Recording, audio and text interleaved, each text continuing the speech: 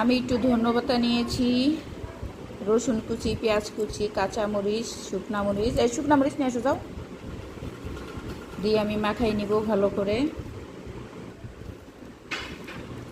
বেশি করে শুকনা মরিচ দিলাম, কাঁচামরিচ, ঝাল ঝাল ভর্তা হবে। মাখাইতে মাখাইতে জিভলের পানি চলে আসছে, মনে হচ্ছে ভর্তাটা অনেক মজা হবে। সকালে গরম গরম ভাত দিয়ে শুটকি ভর্তা অনেক মজা। ভালো করে মাখাইলাম, মাখানো হয়ে গেছে। এইটি সর্ষে তেল নিয়ে আসো, সর্ষে তেল দেই, সর্ষে তেল নিয়ে আসো,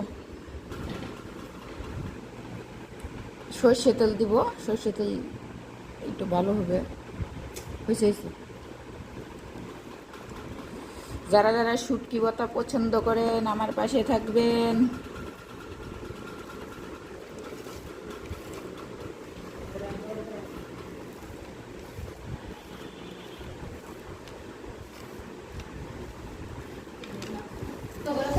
হয়ে গেল শুটকি ভর্তা আমাদের।